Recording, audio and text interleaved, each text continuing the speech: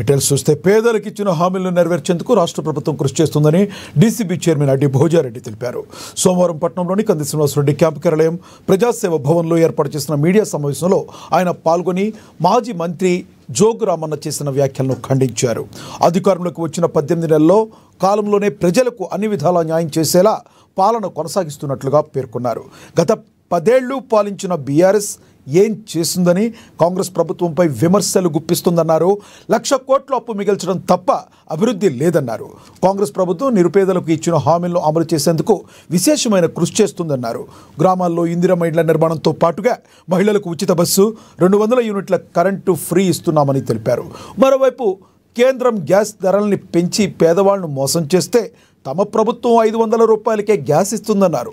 ఎవరూ చేయని విధంగా 21,000 కోట్ల రుణమాఫీ చేసినా ఇంకా విమర్శలు మాత్రం చేస్తున్నారన్నారు.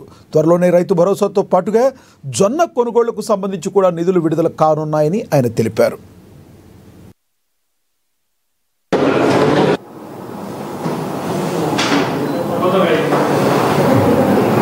10 సంవత్సరాలు రాజ్యమేలి నిన్న టీఆర్ఎస్ నాయకులు బీఆర్ఎస్ రాష్ట్ర నాయకులు మాట్లాడుతూ ఉంటే 10 సంవత్సరాల అభివృద్ధిని ఎక్కడేసిన గొంగడిని అక్కడి నుంచి కాంగ్రెస్ ప్రభుత్వం వచ్చి కేవలం 18 మాసాలు అవుతుంది.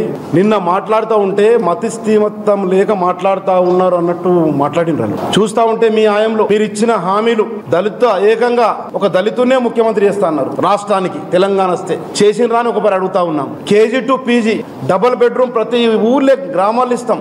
ఒక్క గ్రామంలో డబుల్ బెడ్రూమ్ కాలే.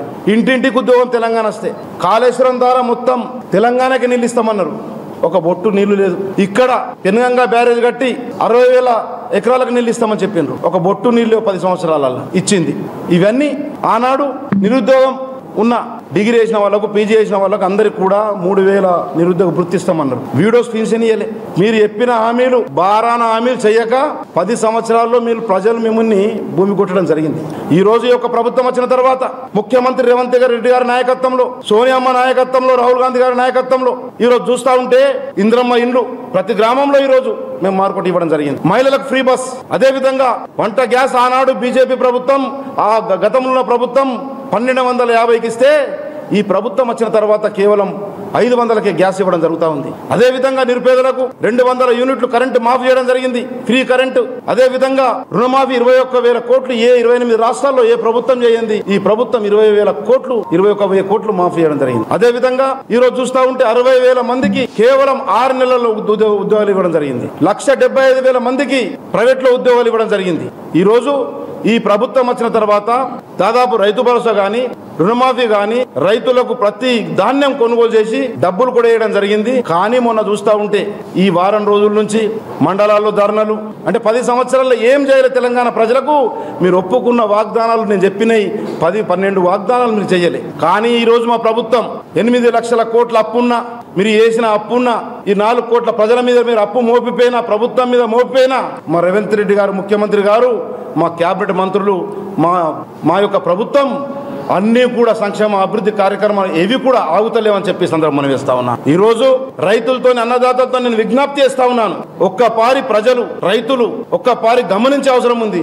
అయినా కానీ ఈ రోజు మొన్నటిదాకా రైతు భరోసా 4 ఎకరాల దాకా తీసుకుపోవడం జరిగింది, ఇవ్వడం జరిగింది. ఈ రోజు నుంచే మొదలైతా ఉంది.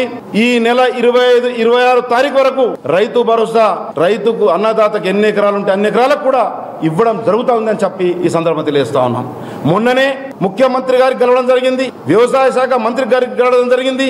గురువారం నుంచి జొన్నల డబ్బులు కూడా కొట్టడం జరుగుతూ ఉందని చెప్పి ఈ సందర్భంగా రైతులకు విజ్ఞప్తి చేస్తా ఉన్నాను. ఈ రోజు ఎన్నికలు వస్తా ఉన్నాయని ఇటు బీఆర్ఎస్ పార్టీ నాయకులు మాట్లాడుతూ ఉన్నారు, ఎన్నికలు వస్తా ఉన్నాయని ఇటు బీజేపీ పార్టీ నాయకులు మాట్లాడుతూ ఉన్నారు. అక్కడ ప్రభుత్వంలో పోయి కాల్లో ఏళ్ళో మొక్కి బీజేపీ శాసనసభ్యులు డబ్బులు తెచ్చుకుంటూ ఉన్న ప్రభుత్వంతో ఇటుకి వచ్చి ప్రభుత్వానికి వ్యతిరేకంగా మాట్లాడుతూ ఉన్నారు. బీఆర్ఎస్ ఎమ్మెల్యేలు కూడా అక్కడికి పోయి కాల్లో ఏళ్ళో మొక్కి వచ్చి ఇంత డబ్బులు తెచ్చుకొని ఇక్కడ ప్రభుత్వాన్ని మీద విమర్శిస్తూ ఉన్నారు. మీ యొక్క గుండె మీద చేతి పెట్టుకొని ఈ ప్రభుత్వం ఏ విధంగా అభివృద్ధి చేస్తూ ఉన్నదని చెప్పి ఇటువంటి విమర్శలు చేస్తే మేము ఇంత మీ మీద పడితే బిడ్డ మీరు గ్రామాలలో ఉండే పరిస్థితి ఉండదని చెప్పి, జిల్లా హెడ్ క్వార్టర్లో ఉండే పరిస్థితి ఉండదని చెప్పి, మీరు చేసిన పనులు ఇప్పుడు 8 లక్షల కోట్లతోని ఈ ప్రభుత్వం భారం మోసి మీ మీద 4 కోట్ల ప్రజలకు కూడా భారం పడి ఎన్నో అవస్థలు ఈ ప్రభుత్వం ఉంది.